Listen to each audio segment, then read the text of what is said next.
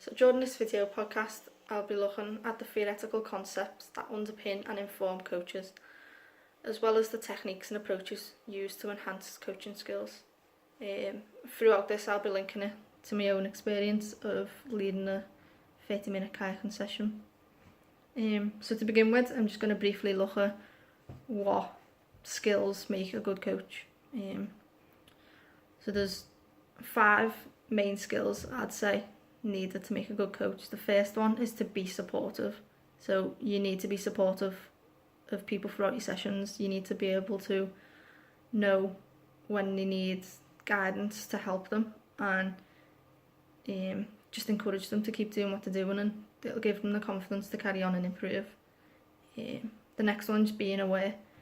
Being aware of your surroundings is a very important thing because in the outdoors stuff can change quickly. But being aware of individuals in your group as well. So they could find something too easy, and if you don't adapt it to them, they're not going to learn. They're going to become disengaged and they're not going to get much from your session. And it's the same as if it's too hard. If it's too hard for someone, they're just going to give up. They're going to stop. They're not going to want to come anymore. If it's a process of different sessions. The third one is being knowledgeable. Not having the background knowledge for a coaching session is one of the worst things. From my own experience, when you don't think personally you've got the knowledge yourself to back you up, you lose all your confidence, and that can come out in your session. So making sure you've got the right knowledge for what you're about to coach is very important, because if the group pick up on it, then they're not really going to take you serious. Being experienced, like, that comes over time. To begin with, a coach obviously starts off with no experience, but if you're experienced in what you're coaching, that'll help improve your overall coaching skills. And having the authority. If you're not authoritative during sessions, then no one's going to really listen to you, and if no one listens to you, that's when things can go wrong, especially in the outdoors. If you're on the water, like, things can change so quickly. So there's 2 styles that coaches tend to choose when coaching, and that's direct and indirect. Circumstances will depend on what you choose to pick. So, like, group ability, size, and even the age can affect what you decide to pick. So your direct coaching is also known as autocratic. This is where the coach takes control of everything. As a autocratic coach, or a direct coaching style, it tends to be task-centred, and the goal of the session is based around performance. So, for example, if I was to do a session and be a direct coach, if I was to take that style up, I would plan everything. I'd plan where we're going, plan how long the session's going to be, and what's going to happen during the session. There's no really any change in that. It'll all be down to me. Whereas the next one is indirect coaching. That's also known as democratic. That involves the group in the decisions. So you can still pick the venue, but you could have a discussion with the group and they could get involved, and they could also choose a venue where they think they want to try, and if it's suitable, then you can go.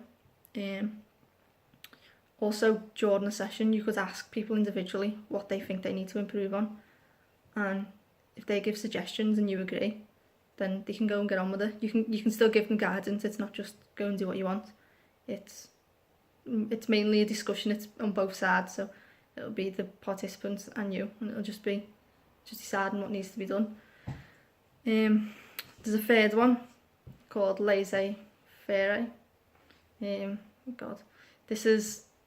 It's a more relaxed approach to coaching. It's basically the group will make the decisions, so obviously there'll be some guidelines in place, but it'll be down to the group to decide where they want to go or what they want to do. So as a group, they might decide that if it's like a process of, like, it's an ongoing thing, they might decide that they haven't done enough on moving water. So as a group, they could come to you and decide, can we go to a moving water venue?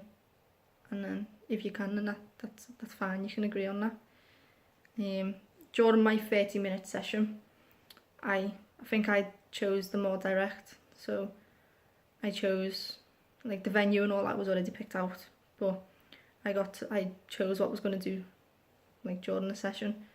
It wasn't just me constantly talking at them, it was a mixture of me asking questions and like having conversations, so like we were still engaging with each other. It wasn't just me going, you go and do this. It was like asking for feedback, and if they thought they were struggling on something, I'd give them a guidance and ask them to go and try it a different way. As well as those coaching styles, Kirk et al. 2006 put forward his own interpretation on the spectrum. He broke it down into 5 different styles. He put direct, which what we've talked about, like the command style. He's chose task, which is based on one thing and it should be practicing that one thing. Reciprocal, guided discovery, and problem solving. Guided discovery would be, say you could give them a scenario and go and ask them to do their own thing and see what they come up with. I think I used that a bit during the session. I asked them to take some of the points off the kayak so they wasn't touching, like, the knees and the feet. And I asked them just to kayak around and come back up to me and tell me what they thought happened, and you get feedback, like it was harder to control the kayak and stuff like that.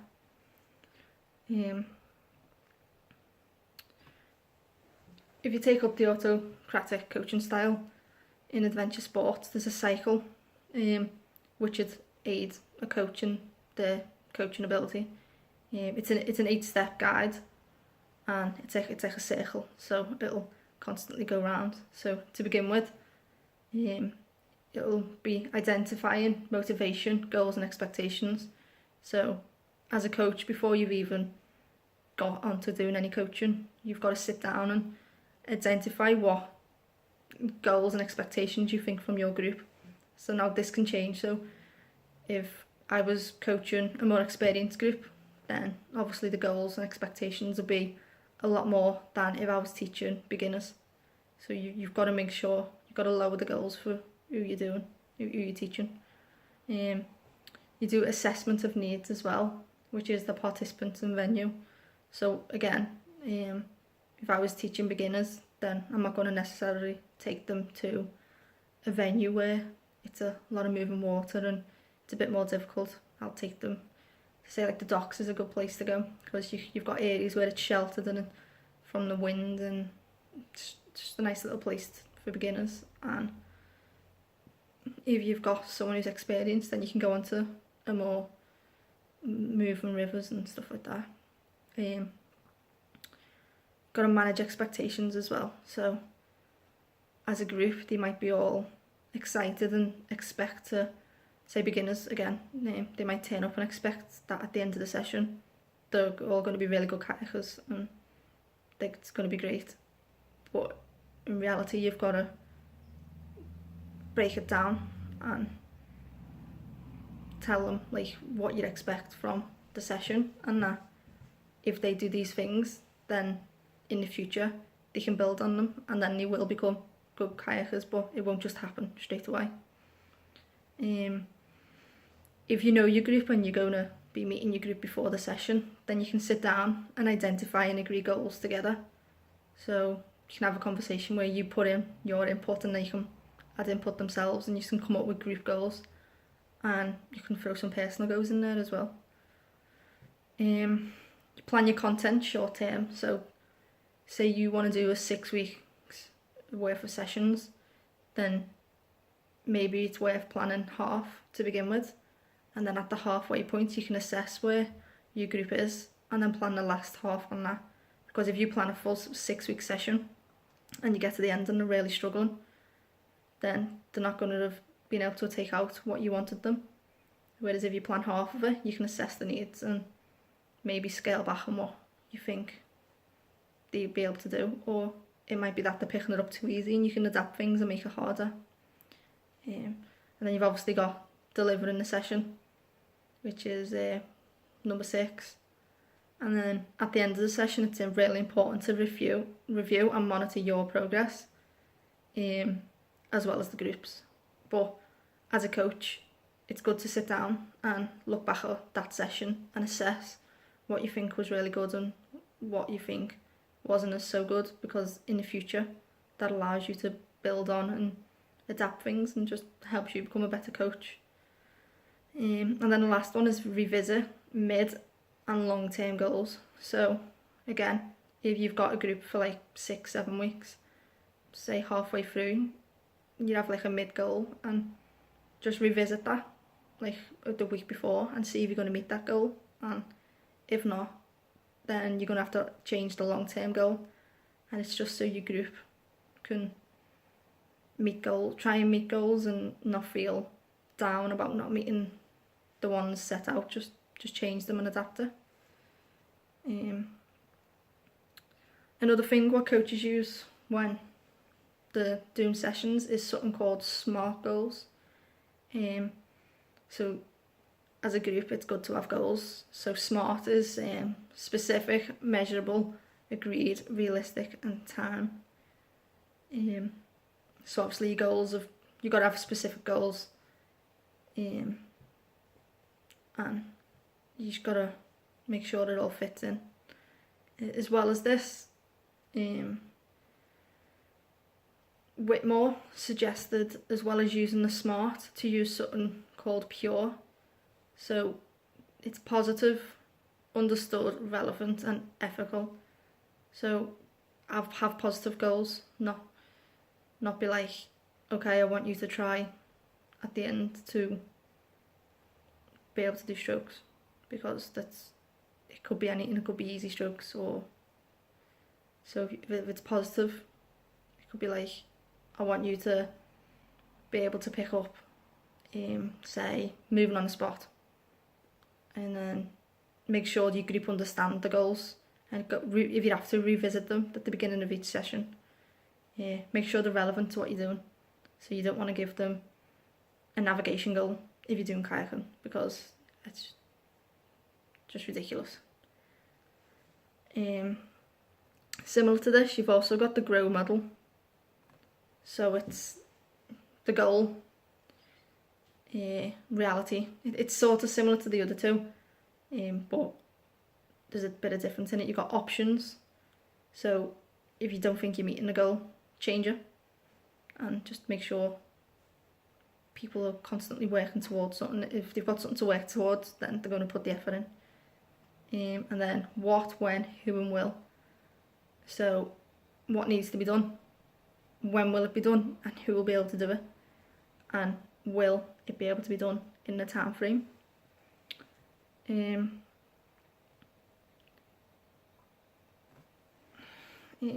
you're coaching, there's also something called the behavioural approach. So when we're not coaching, we're observing the group and making decisions on what we're seeing, like sort of what we spoke about before, is adapting things. So a number of features involved in this approach is high levels of coach-led instruction, feedback, drill-like practice, and coaches talk most of the time. So it's like the direct or autocratic learning. So during my session, when I set them tasks to do, I was able to observe what was going on, and through the observation I was able to speak to people individually and encourage them to change it. So if I found that they were picking it up too easy, I'd ask them to go and do it on the weaker side and just throw things in for them, like challenges. And then if they found it too hard, then I'd try and make it easier for them, like break it down. One of the most important things to do as a coach is demonstrations, because if you're just talking to someone, they might struggle to pick it up. So during the demonstrations, you've got to work on your positioning and making sure it's correct, as well as like making sure the demonstrations are like really good. So during my session, I'd done demonstrations in the water. I'd done it on both sides, so it could be seen. but I also done it out of the water, so I showed them the strokes of what needed to be done. So lastly, the most important thing for a coach is confidence. So having the knowledge and experience will boost your confidence, but that'll come over time. And I found I wasn't really confident during my session, but the more I do it, the better my confidence will be.